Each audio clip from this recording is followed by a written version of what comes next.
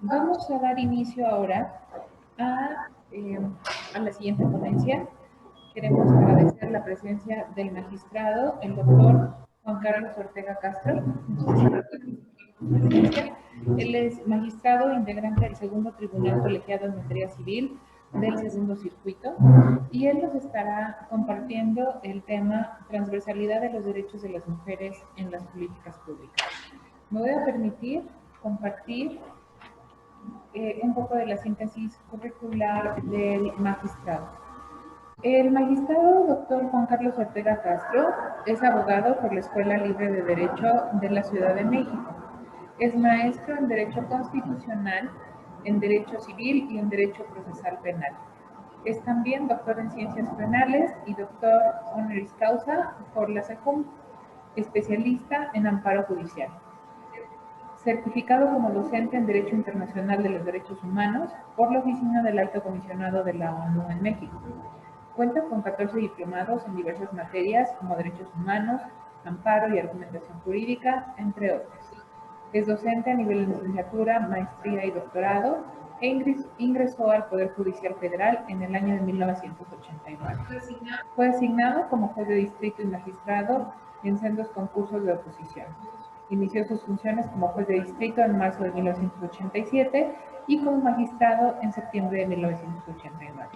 Actualmente integra en el segundo tribunal colegiado en materia civil del segundo circuito con residencia en Toluca, Estado de México. Algunas recomendaciones para todos los que nos escuchan y se están conectando. Vamos a mantener todos los micrófonos en silencio durante la ponencia del doctor Ortega y una vez que termine su ponencia vamos a abrir el foro para algunas preguntas y respuestas. Agradecemos de nuevo, doctor, su presencia en nombre de la doctora María de Lourdes Medina Ortega del Instituto Municipal de la Mujer. Con mucho gusto les cedo la palabra. Adelante. Muchas gracias. En primer lugar, agradecer la invitación y la oportunidad. Es muy importante poder hablar de estos temas y también desde el punto de vista masculino, porque si bien el tema de los derechos de la mujer debe de tener como principales voces a quienes sufren la discriminación y a quienes son víctimas de violencia y a quienes son víctimas de todas aquellas conductas que tienden a afectar sus derechos fundamentales. Creo que es muy importante también las voces masculinas. Es muy importante el que nosotros formemos parte de este cambio cultural y de este cambio que debe también de materializarse jurídicamente, que es lo que voy a platicar hoy precisamente en esta charla. Bueno, en primer lugar, bueno, pues vamos a hablar de la transversalidad, que ya desde la terminología, el hablar ahora de los derechos de la mujer ha implicado el uso ya de vocablos que ya han tenido su propia expresión, ¿no? Que son ya muy técnicos, pero que nos dan ya la idea de lo que se busca. La transversalidad, como lo vamos a ver, no es otra cosa que la incorporación de la perspectiva de género, la incorporación de la equidad de género, precisamente en todo lo que es las políticas públicas. Como vamos a ver que las políticas públicas pues son todas aquellas acciones de gobierno tendientes a resolver pues, una conflictiva social, ¿no? En primer lugar, bueno, pues la construcción del género, ¿verdad? Va a comprender pues, una red de creencias, de rasgos, de actitudes, ¿verdad? De personalidad, sentimientos, conductas, actividades que se esperan de las personas de acuerdo a su sexo biológico y se asigna en forma dicotómica, en forma binaria a hombres y mujeres como producto de un proceso histórico. Vamos a ver, hay un sistema sexo-género. El sexo pues, son las características biológicas que que diferencian a un hombre de una mujer. En cambio, el género es una construcción social, es lo que se espera de lo que puede hacer un hombre o de lo que puede hacer una mujer. Y entonces esto nos lleva a que puedo yo tener un sexo pero no identificarme con el rol que como género me atribuye la sociedad. Puede haber ahí un enfrentamiento y también, obviamente, en esta relación sexo-género, pues se dan algunas deformaciones, como lo vamos a ver a continuación. El siguiente concepto básico, precisamente, es lo que se llama el estereotipo de género, ¿no?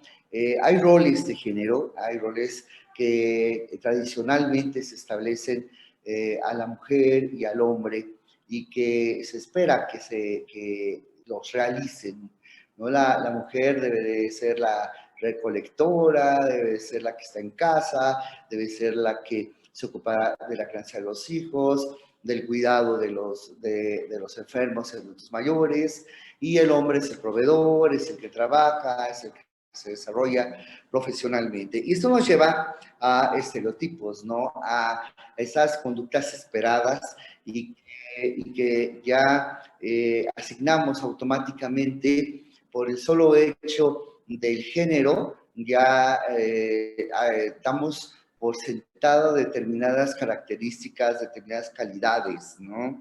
Las mujeres son sensibles, los hombres son fuertes, la mujer es dulce, el hombre es áspero, la mujer tiene habilidades para cocinar, tiene habilidades para actividades de carácter manual, el hombre en cambio tiene facultades de dirección, facultades de poder liderar determinada organización, su familia para empezar, y tiene mayores dotes, digamos, de líder, de organizador que la mujer no tiene, ¿no? Entonces, estos estereotipos de género se dan en dos ámbitos, ¿no? En el ámbito privado y en el ámbito público, porque en el ámbito público también nos lleva a una división de trabajo.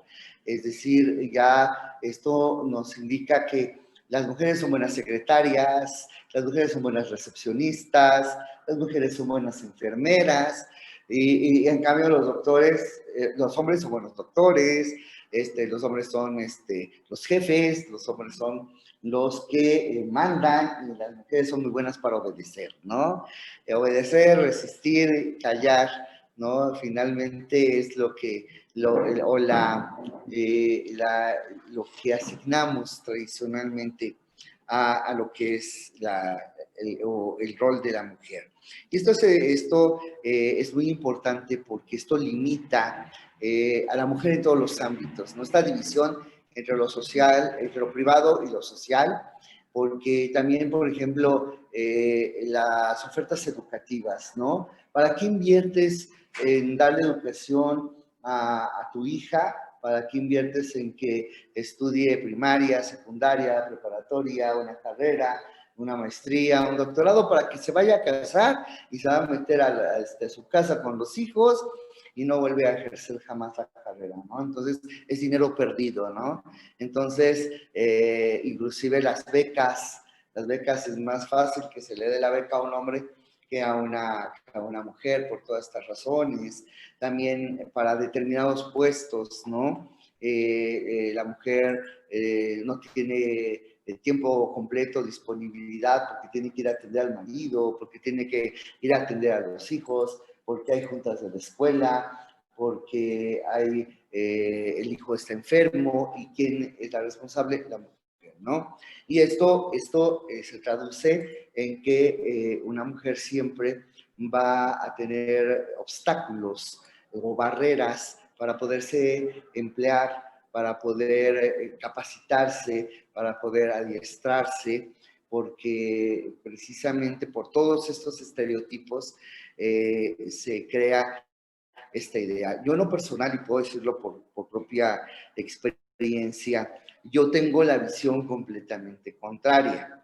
La visión que yo tengo es de que si una mujer puede educar a sus hijos, si una mujer es responsable con sus hijos, va a ser más que responsable en el trabajo, va a ser completamente confiable, porque si cuida a sus hijos, va a cuidar su trabajo y va a ser muy eficaz y muy eficiente en sus labores. Y no he fallado, no en balde. Yo, como magistrado, tengo derecho a tener 4 secretarios proyectistas. De mis 4 secretarios proyectistas, 3 son mujeres.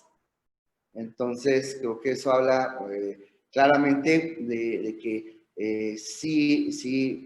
cuando enfocamos correctamente, podemos advertir que lo que aparentemente son limitaciones, en realidad son fortalezas y ventajas. Bien, también otro concepto básico que es importante es hablar de la identidad.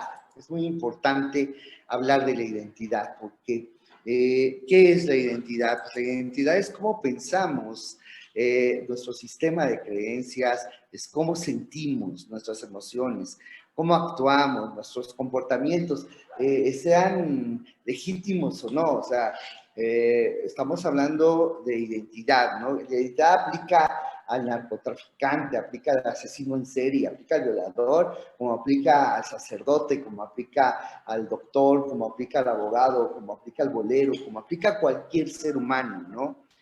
Cómo tratamos nuestro cuerpo, ¿no? Nuestra vestimenta, nuestro cuidado, nuestro uso de la sexualidad y cómo entendemos la propia vida, ¿no? Hay gente que pues vive por vivir, literalmente, ¿no? Se despierta, come si hay que comer, va al baño, camina y se duerme, ¿no? Y otro día hace lo mismo, sin un sentido en la vida. Hay personas así. Hay personas que encuentran un sentido, que encuentran un propósito en su existencia, ¿no? Entonces, pero eso forman las identidades. Y esto es, ahorita lo vamos a ver, cuando veamos lo de la dignidad es muy importante, porque como diría Pedro Infante, yo soy quien soy y no me parezco a Naiden.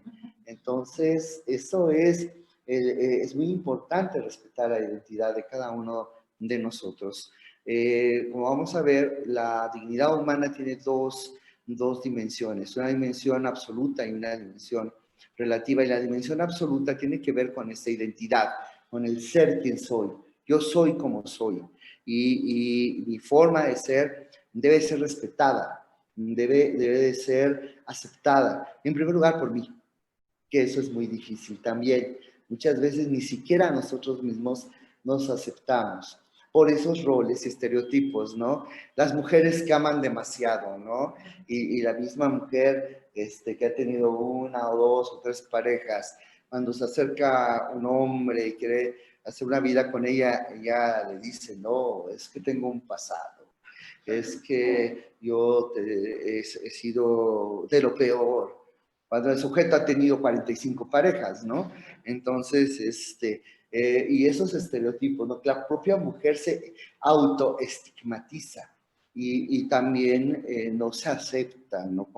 Como ella debe de ser, porque son tan fuertes esos estereotipos que impactan también a veces en la autoestima, ¿no? Y afectan sobre todo en la mujer. La mujer, creo que muchos pensadores han marcado que el defecto más visible de toda mujer es su baja autoestima. Es el no creérsela que es guapa, el no creérsela que es inteligente, el no creérsela que es capaz, el no creérsela que puede hacerlo. Creo que eso es algo que se ha marcado mucho por los roles, ¿no? Y está, la identidad obviamente está en constante construcción, ¿no? De construcción y construcción. O sea, por eso la persona que yo era hace 10 años no es la misma que soy hoy, y la que era hace 20, ni la que era hace 30. Hay evoluciones. Evoluciones o retrocesos, ¿no? Puede ser también que, ay, tan buena gente que era y ahora resulta que el Señor es la encarnación del mal, ¿no?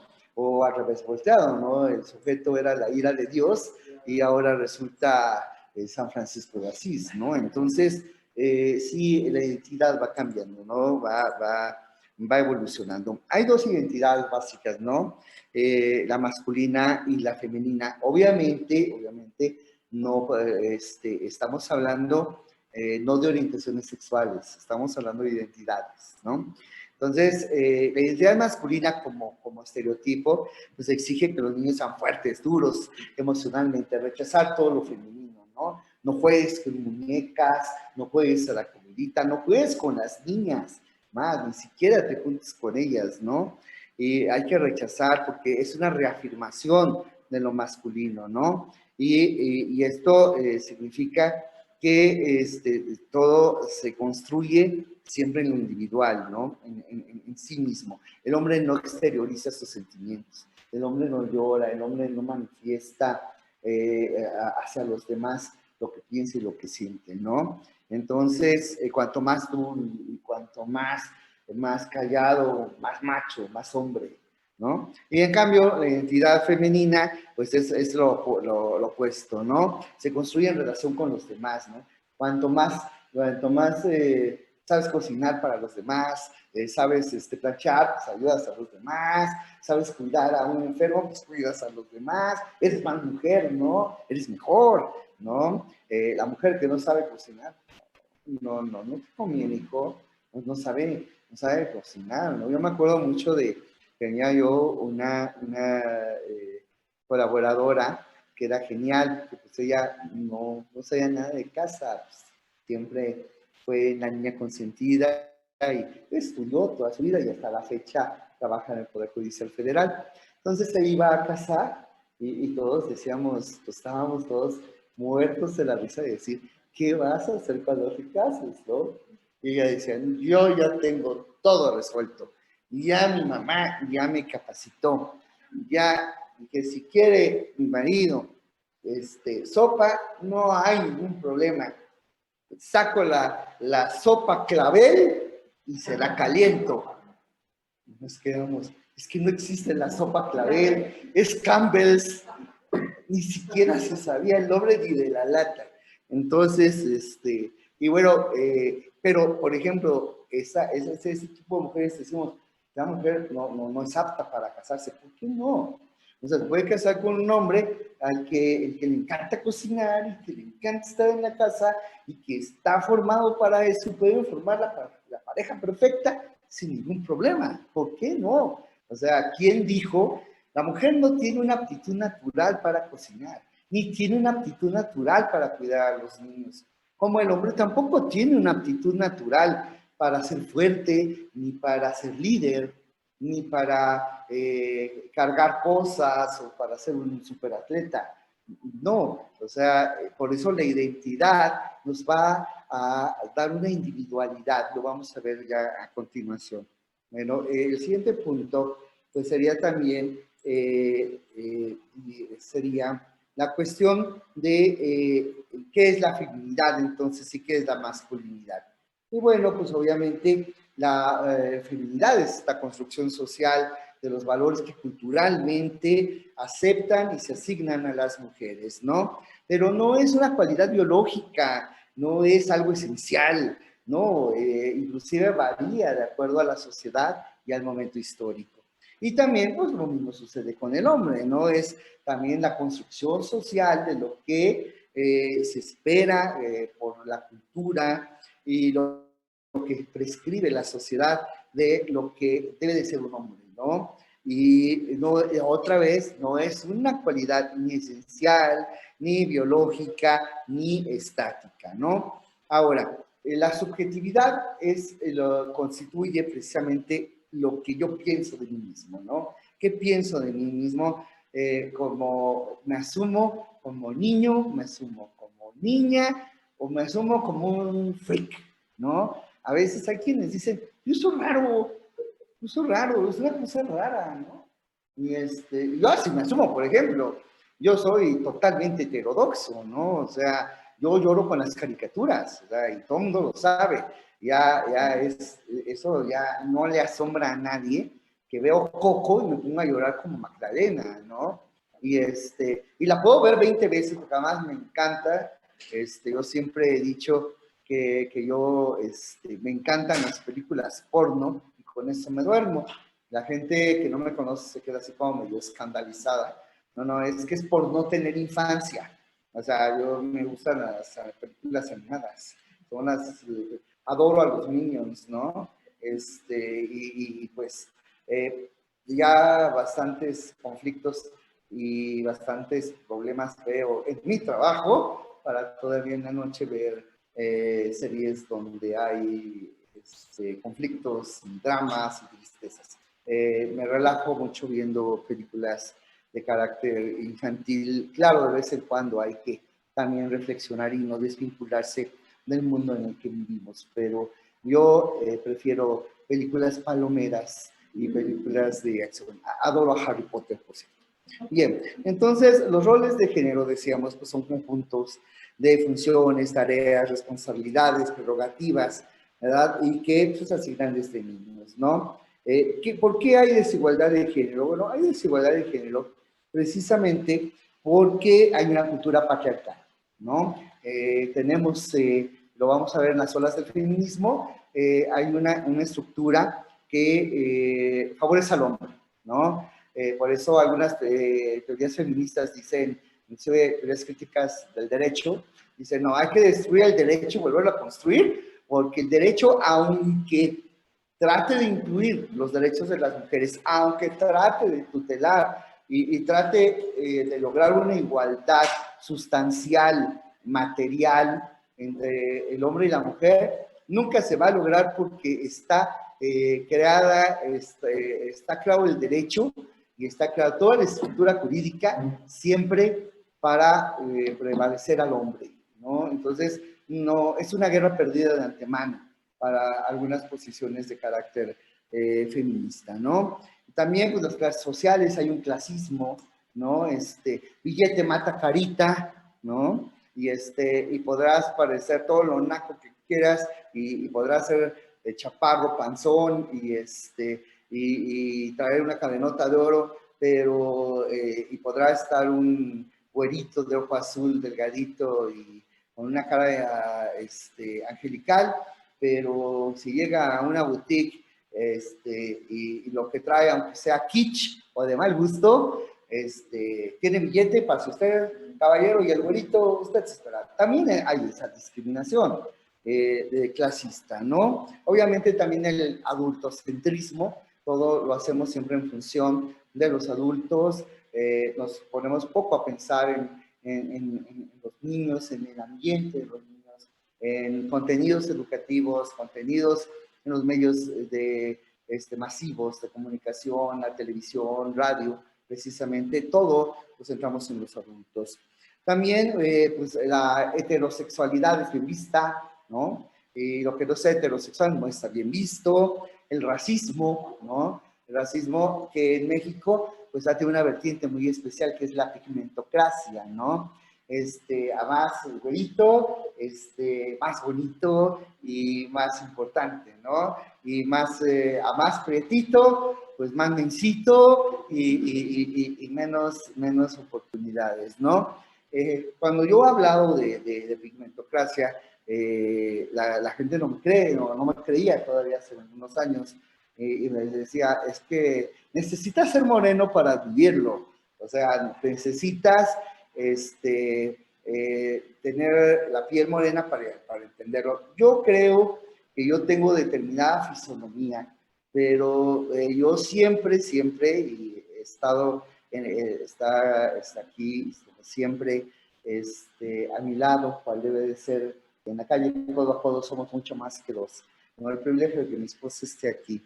Y no me dejará mentir de que en las tiendas me persiguen.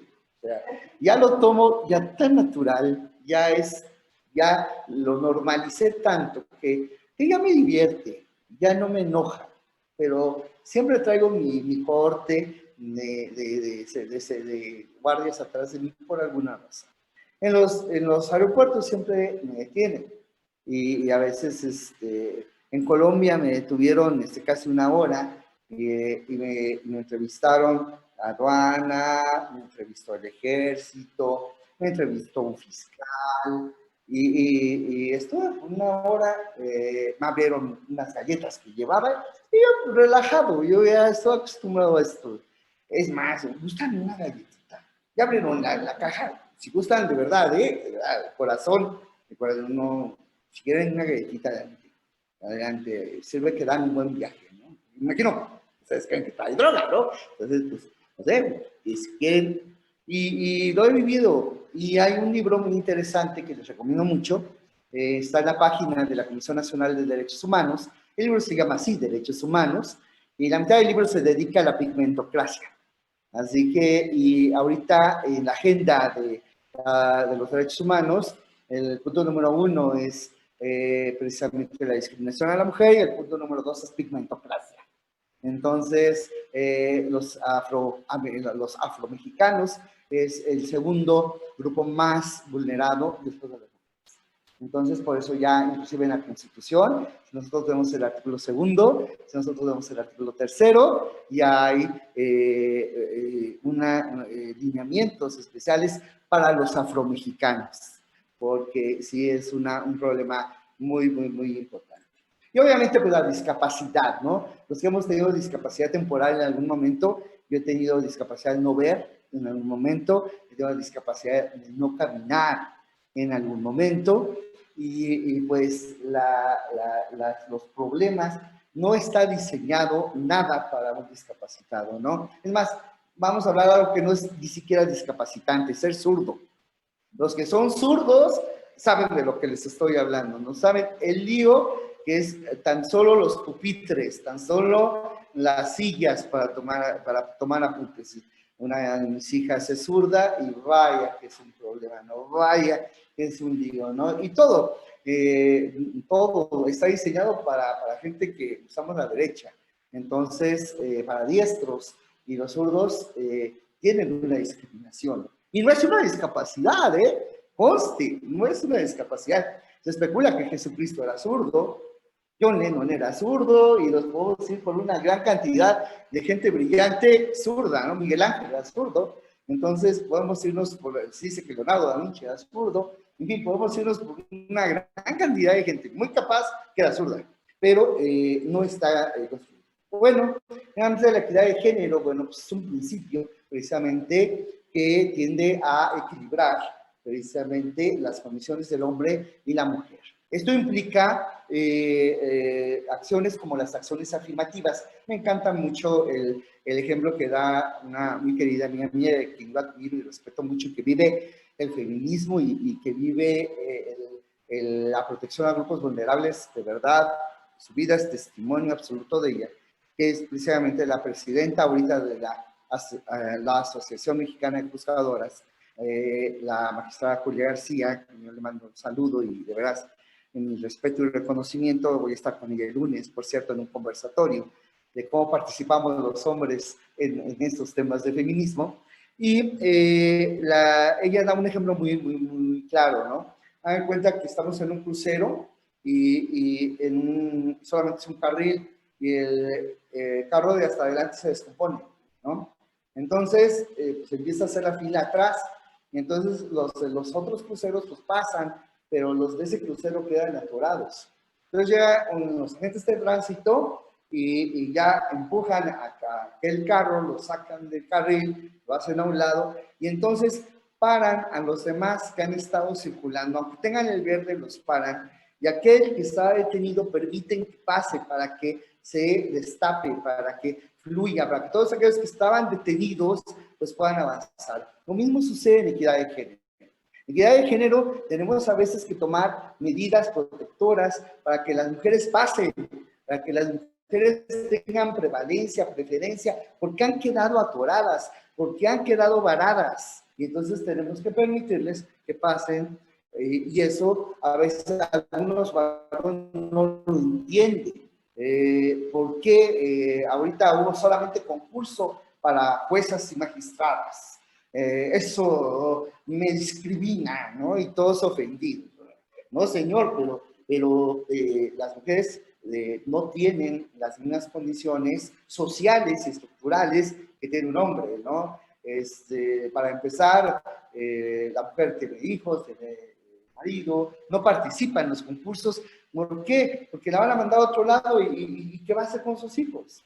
¿Qué va a hacer con sus padres a quienes cuidan? Entonces, cuando en un concurso le dicen, te vamos a dar preferencia a los lugares donde tú quieras estar, bueno, así sí entro, ¿no? Así sí participo, ¿sí me explico? Entonces, ese tipo de acciones, ese tipo de tomar esas medidas facilita. Bien, después, pues, obviamente, la igualdad y desigualdad entre hombres y mujeres, pues se ve en muchísimos campos, ¿no? En la sexualidad, dirección de la vida, el propio cuerpo, el valor humano, en el trabajo, en procesos productivos, en la vida doméstica, en la vida pública, ¿no? Esto nos lleva también a que hay una brecha, ¿no? Que hay una brecha. ¿Qué es una brecha? La brecha es una medida estadística que nos va a señalar, precisamente vamos a ver los números, que es palpable que quienes tienen mayor ocupación laboral son los hombres. Quienes ocupan los mejores puestos son los hombres. Quienes realizan el trabajo doméstico, la mayoría son las mujeres. Y así sucesivamente, ¿no? Esto nos muestra la brecha, o sea, la diferencia existente entre los roles, entre las oportunidades, entre el acceso a la educación, el acceso al mercado laboral que tienen hombres y mujeres, ¿no? Y aquí vemos algunos datos, ¿no? A nivel mundial, 750 millones de mujeres y niñas se casaron antes de los 18 años, ¿no? Al menos 200 millones de mujeres y niñas en 30 países se sometieron a mutilación femenina, ¿no? En 18 países actualmente los esposos pueden impedir legalmente que sus esposas trabajen. En 39 países las hijas y los hijos no tienen los mismos derechos de herencia. En 49 países no existen leyes que protejan a las mujeres de la violencia doméstica. Son números, y esos números nos muestran la brecha. Y algo más triste todavía, ¿no? Una de cada 5 mujeres y niñas, incluido el 19% de mujeres y niñas de 15 a 49 años, han sufrido violencia física o sexual por parte de una pareja íntima durante los últimos 12 meses. Y bueno, pues sí hay avances en los cargos políticos, pero mundialmente solo el 23.7% de las mujeres ocupan cargos políticos, ¿no? El resto es de los hombres. ¿Bien? Entonces, el siguiente concepto básico, pues es también que solamente el 52% de las mujeres casadas toman decisiones libremente sobre su vida, ¿no? Y bueno, pues en México todavía pues es más triste, ¿no? El 42.5% de las mujeres mexicanas trabajaban en 2010 para el mercado en zonas de elevada marginación y rezago social, y su participación en la economía solamente alcanza el 20%. Los grupos de ocupación con más presencia femenina son educación y servicios personales, ¿no? Terapeutas, cuidadoras en kinderes, etcétera, etcétera, ¿no? Y obviamente con el 62.6% y 64.4%, ¿no? Y en cambio, en otros trabajos, por ejemplo, como servicios de protección, vigilancia, pues estamos hablando ni al 1% siquiera, ¿no? Y en Fuerzas Armadas, menos del 10% de presencia femenina, ¿no? Y obviamente, con respecto a la ocupación, el 62.3% de las mujeres son subordinadas, es decir, no ejercen cargos de liderazgo, ¿no? Y el 23.4% solamente son trabajadoras por cuenta propia y 9.4% son trabajadoras no remuneradas y solo el 2.4% de todas las mujeres en México son jefas. Son dueñas de algún negocio y son las que emplean a alguna persona. Entonces, esa es nuestra realidad, esto es lo que tenemos. Después viene un concepto de feminismo. Bueno, obviamente el feminismo es una forma de ver la vida, ¿no? De asumir, ¿no? Es movimientos de liberación de la mujer, ¿no? Históricamente han sucedido, han pasado a través de de que se ha ido tomando conciencia de la opresión que ha existido. Y esto nos lleva a que hay 4 olas del feminismo. Las 4 olas del feminismo son muy características. La primera, pues se abarca parte del siglo XIX y parte de los inicios del XX, y se refiere precisamente a lograr el voto político y también algunos derechos dentro del matrimonio. La segunda abarca ya el siglo XX, la segunda mitad, los 60 a los 80, gira todo en torno al sexo principalmente, ¿no?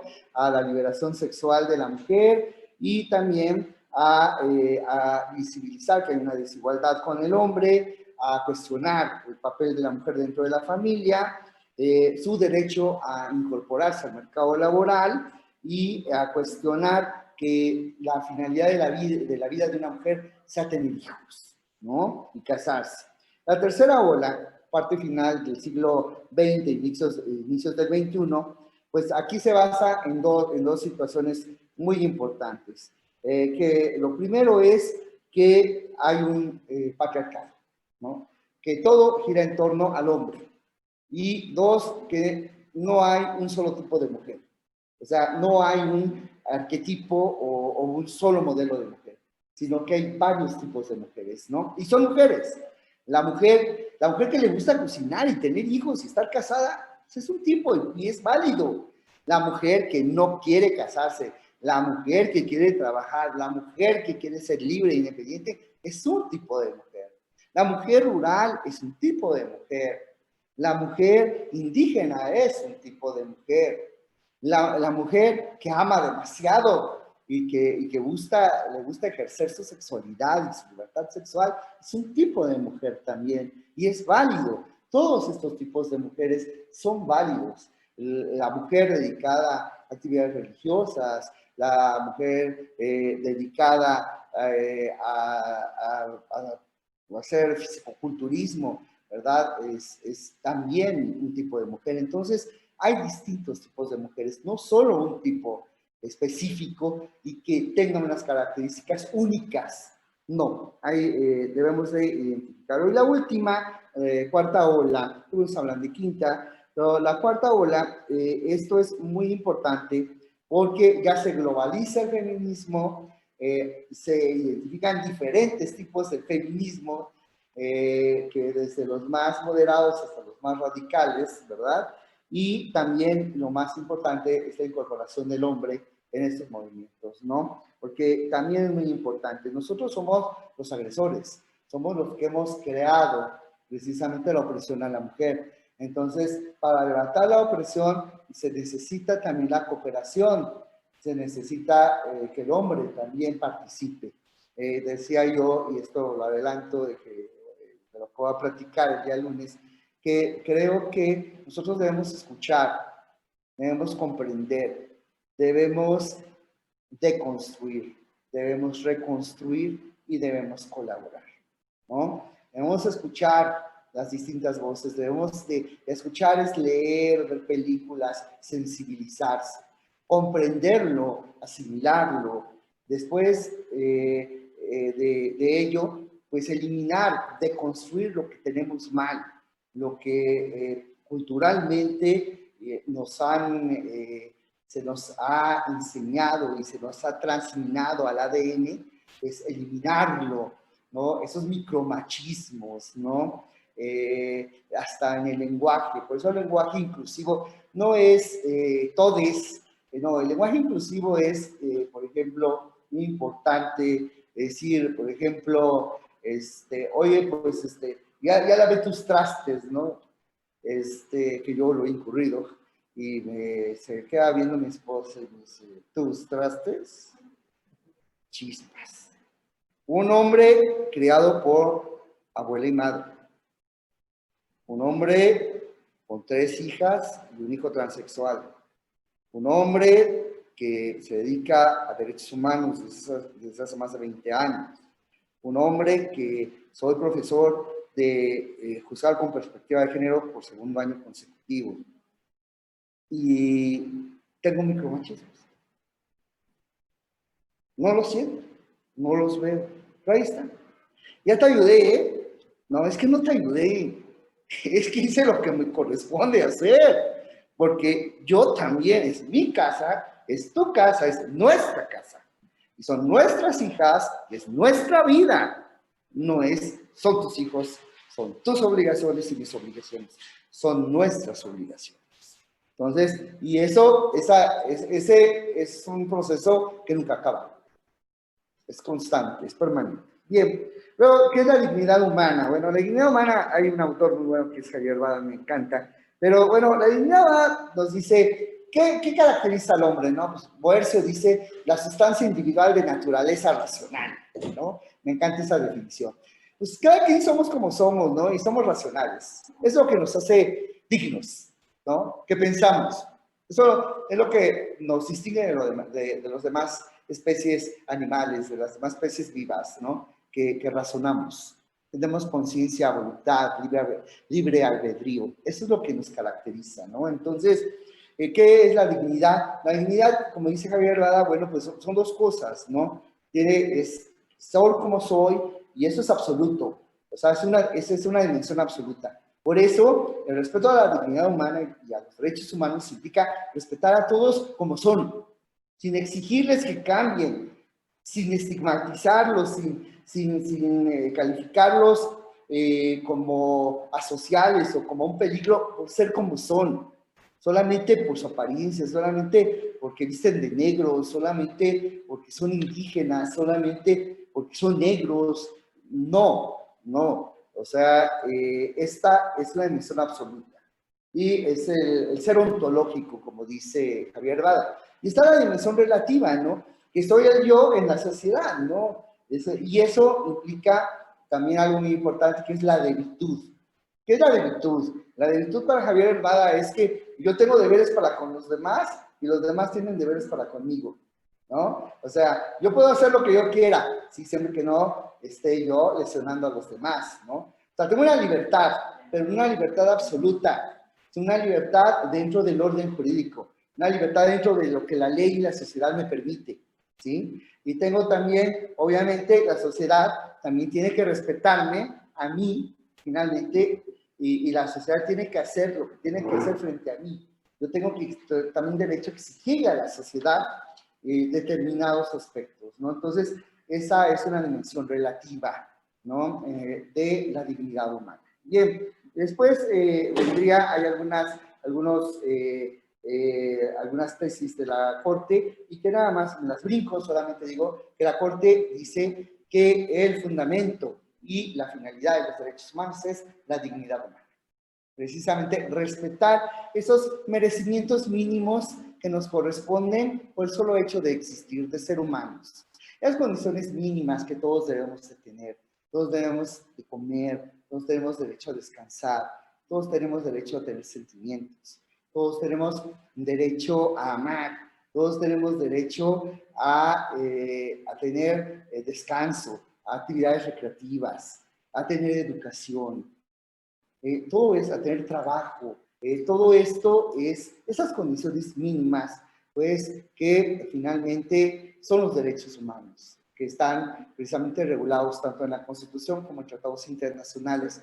Esas condiciones mínimas, pues son lo que precisamente siempre van a tener un fundamento en esa dignidad humana, entendida como esa individualidad, como esa ontología, y también entendida desde el punto de vista social, ¿no? Y pues viene el derecho humano a la igualdad, todos nos vamos hasta la naranjita.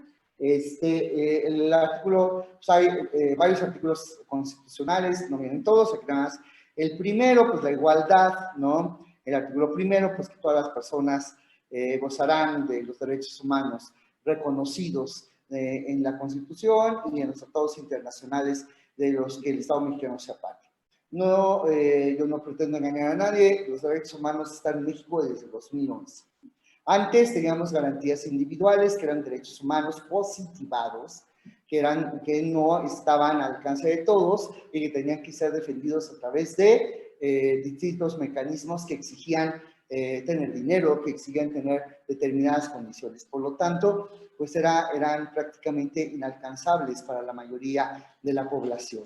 Hoy día los derechos humanos pues son protegidos a través, por ejemplo, de esta institución donde estamos ahorita presente en este foro, ¿verdad? El Instituto Municipal de la Mujer precisamente se ocupa de protegerlas, tengas o no tengas lana, que inclusive quieras o no quieras, te protejo. Yo estoy aquí, o sea, estoy aquí para ver por ti y estoy para implementar políticas públicas para darte la mano, para rescatarte si tienes necesidad de apoyo, ¿no? Entonces, eso no existía antes.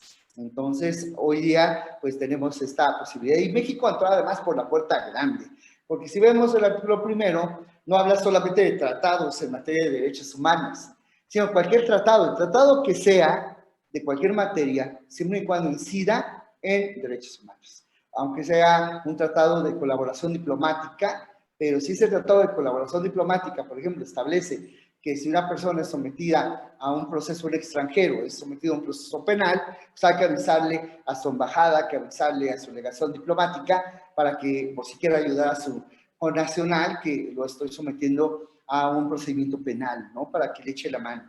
Entonces, esto no está en un tratado de derechos humanos, está en un tratado de asistencia y de relaciones consulares y diplomáticas. Y sin embargo, ese tratado puede ser invocado en México. ¿Por qué? Porque cualquier tratado que siempre y cuando incida en un derecho humano, ¿no? Y bueno, pues el último párrafo del primero, que son todas las categorías sospechosas, ¿no? Todos los grupos vulnerables, ¿no? Que pues nos señala, ¿no? ¿Cuáles serían? Pues queda prohibida toda discriminación motivada por el origen étnico nacional, el género, la edad, discapacidades, condición social, condiciones de salud, religión, opiniones, preferencias sexuales, estado civil o cualquier otra que atente contra la dignidad humana y tenga por objeto anular o menoscabar los derechos y libertades de las personas, ¿no? Entonces, este catálogo está ampliado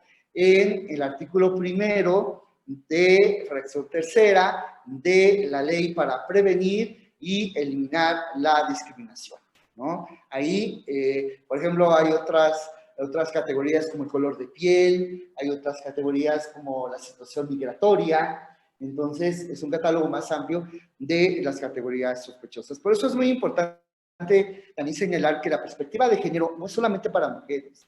La perspectiva de género es un instrumento protector de grupos vulnerables, ¿no? La perspectiva de género también aplica a los hombres. Si un hombre está siendo vulnerado, está en un grupo vulnerable, claro que se le protege. Se le protege también al migrante, se le protege también al indígena, se le protege a cualquiera que esté en un grupo vulnerable, no al homosexual, al travesti, a quienes son objeto de discriminación, son objeto de menoscabo y restricción a sus libertades fundamentales. Entonces, eso quede muy claro. Cuando hablamos de perspectiva de género, de equidad de género, hablamos de todos.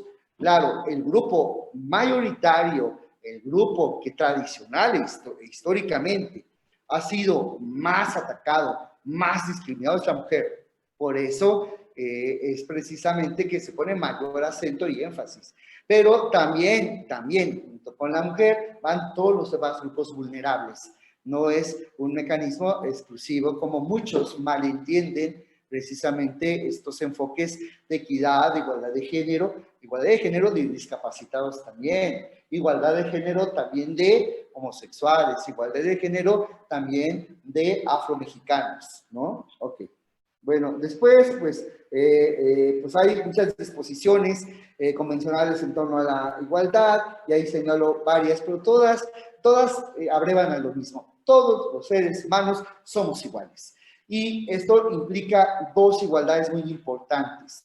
La igualdad en la ley y la igualdad ante la ley. ¿Qué significa esto? Que hay normas que discriminan por sí mismas. La norma debe ser neutra. La norma no puede hacer una distinción, ¿verdad?, en razón del género, ¿no? Por ejemplo, las normas que establecían que la mujer casada necesitaba del consentimiento del marido para poder vender sus bienes, ¿no? Bueno, pues la norma no puede decir eso, ¿verdad? Eso no puede decir. O decir también contra los hombres. Las concubinas tienen derecho a prestación, a ser inscritas en los servicios de seguridad social. Las concubinas.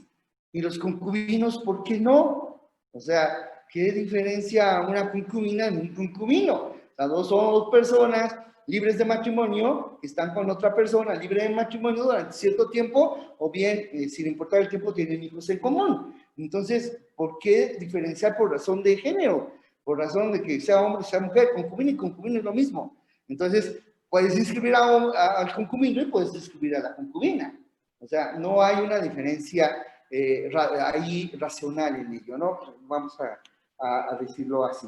Hoy día, para hacer, ahorita vamos a hablar de ello, esto significa que hay tratos diferenciados. La norma puede tener un trato diferenciado. No todo trato diferenciado es discriminación. Esto debe de quedar muy claro.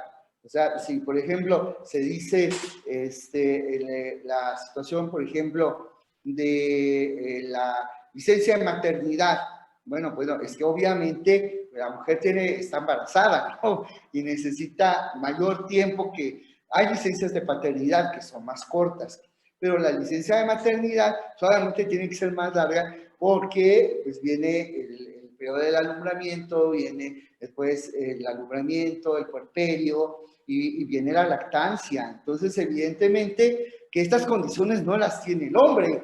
Entonces, claro que evidentemente, bueno, aunque a algunos pareciera que estamos embarazados porque tenemos un abdomen prominente, pero no tenemos la misma situación. Es evidente que puede haber normas que tengan trato diferenciado, pero no todo trato diferenciado es discriminación.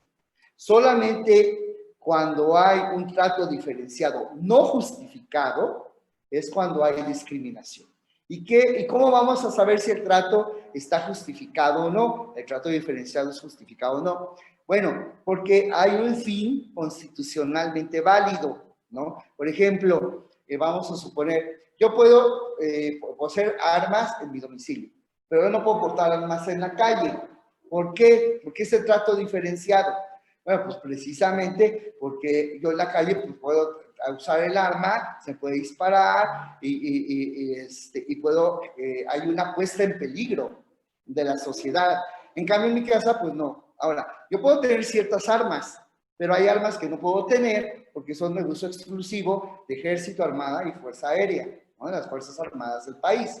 ¿Por qué? Pues lógico, porque pues, yo no puedo tener, por ejemplo, pues, un pueblo en mi casa, ¿no? No puedo tener una AK-47, o sea, hasta cierto calibre pues, puedo tener porque pues, sirve para defenderte, pero no puedes traer un arma cuyo potencial de letalidad sea muy alto, porque eso es exclusivo para quienes están dedicados a labores precisamente de seguridad, ¿no? Entonces, es muy importante el fin constitucionalmente válido y obviamente, pues, tiene también el trato diferenciado, pues debe de responder a una proporcionalidad, ¿no? O sea, en cuanto a la situación que estamos nosotros señalando, nos ubicamos todas las disposiciones, todo lo azul, hay muchas disposiciones, yo quisiera llegarme hasta la que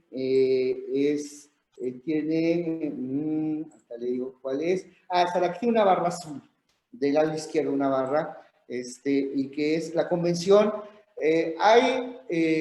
La protección de derechos humanos hay dos sistemas, ¿no? Un sistema, digamos, universal y un sistema regional. Sistema universal de la ONU y sistema regional de la Organización de Estados Americanos. Entonces tenemos tratados, digamos, que son universales y tratados regionales. Para nosotros, para México, es muy importante el sistema americano de protección de derechos humanos. ¿Por qué? Porque estamos sometidos a la jurisdicción de la Corte Interamericana de Derechos Humanos. Estamos sometidos también a la jurisdicción de la Corte Penal Internacional, ¿sí? Estamos sometidos también a la jurisdicción, y esto pocos lo conocen, de la CEDAW, del Comité para Eliminar Toda Forma de Discriminación en contra de la Mujer. Y pocas mujeres lo saben, y pocos abogados lo saben. Una mujer que es violentada en México tiene que acudir y agotar todos los recursos internos que haya para que la atiendan.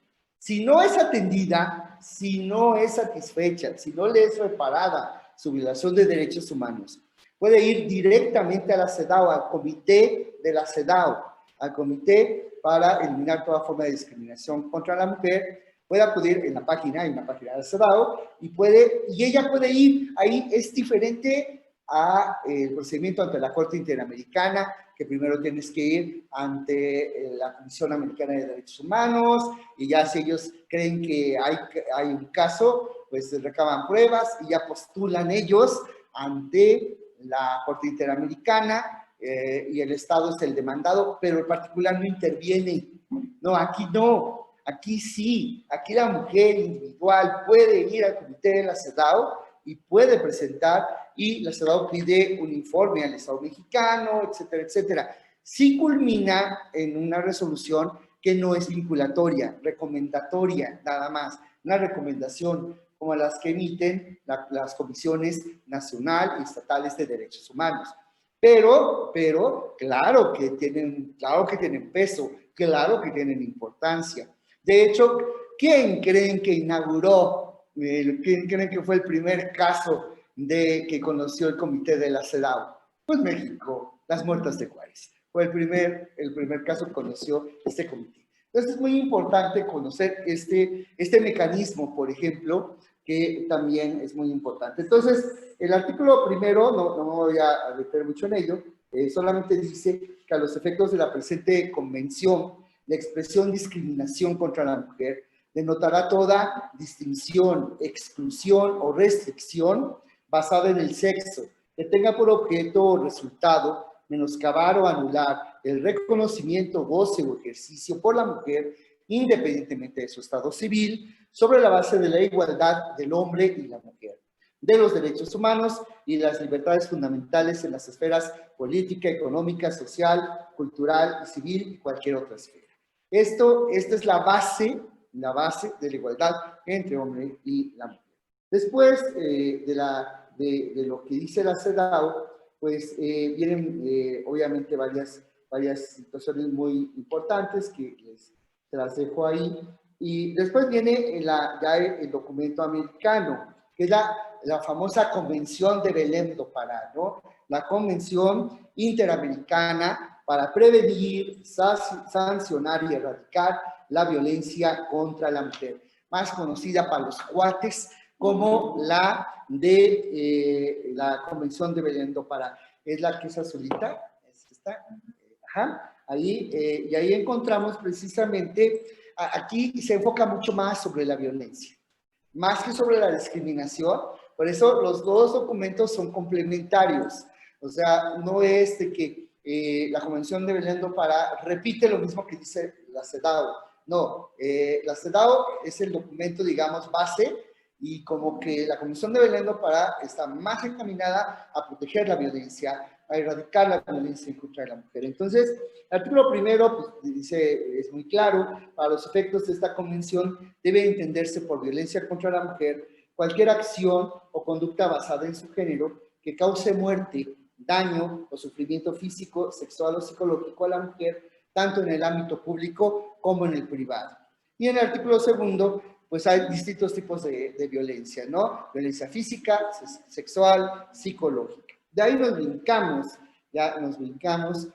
hay varias disposiciones, y ya llegamos a México. Esto se los voy a platicar para cuestiones de tiempo. En México tenemos pilares para sostener la igualdad y la equidad de género, y que nos dan el marco para que esos derechos humanos de las mujeres sean transversalizados, sean aplicados en las políticas públicas. ¿Cuáles son las leyes? Lo platico rápidamente.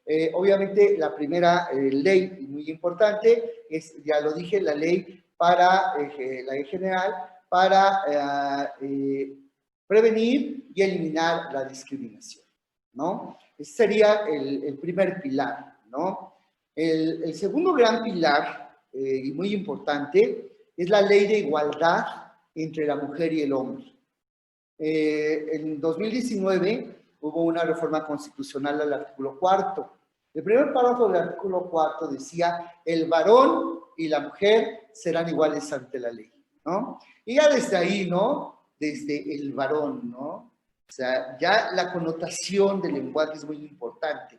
Varón, varón, varón pues ya es como que algo muy importante, ¿no? La mujer es como X, ¿no? Pero varón, no, varón como que, como esa canción, ¿no? De Willy Colón, ¿no? El gran varón, ¿no? ¿Verdad? Entonces, es muy importante por eso ese lenguaje. ¿Y ahora qué dice la Constitución? La Constitución ahora dice que debe de ser, dice, la mujer y el hombre son iguales ante la ley. Después, el tercer pilar muy importante también es la ley de acceso a las mujeres a una vida libre de violencia. Esta ley es muy importante también y se ajusta a todo lo que dice la Convención de Belén do Pará. Y por último, pues tendríamos la ley de mujeres, ¿no? La ley del Instituto Nacional de las Mujeres. También les platico rápidamente, las políticas públicas son todas aquellas acciones de gobierno encaminadas a resolver conflictivas sociales. Y hay políticas públicas en materia del poder legislativo, del poder ejecutivo, del poder judicial, ¿no? Y hay a nivel federal, a nivel estatal, a nivel municipal. Entonces, lo que importa digamos, quien delinea el programa para poder incorporar o transversalizar los derechos de las mujeres en todos estos ámbitos es el Instituto Nacional de las Mujeres, que debe hacer un programa. Ahorita tenemos el programa 2024, de 2020 a 2024. Este programa fue presentado en junio de este año y fue publicado en el Diario Oficial de la Federación. Ahí vienen las diapositivas. Y aquí, en este programa, pues se delinean todas las medidas que se van a tomar. Hay medidas afirmativas, como es precisamente dar preferencia a las mujeres, hay ajustes razonables, que significa el dar un pequeño giro a la ley para adecuarlo al caso concreto y poder igualar a la mujer o al grupo vulnerable que está en estado de desventaja. Hay medidas de nivelación, hay medidas inclusivas, por ejemplo. Todo esto están en estas legislaciones. Y bueno, pues finalmente no quisiera yo terminar sin decir que es muy importante señalar que esto puede ser materia de leyes, puede ser materia de instituciones, puede ser materia de, obviamente, de aplicación a través de los distintos actores, ¿no? Actores políticos, actores judiciales, hay distintos escenarios. Pero la única forma de lograr la verdadera igualdad entre la mujer y el hombre debe de darse en casa, debe de darse en las escuelas, debe de darse en los niños. Yo les recomiendo, hay una red de protección de la infancia, la REDI, y hay un libro maravilloso que yo se los recomiendo ampliamente, se puede bajar, se descarga libremente, y se llama La discriminación comienza desde la niñez, ¿verdad? Y ahí de la mano te llevan claramente, y solamente así podemos lograr la igualdad entre hombre y mujer. Les agradezco mucho su atención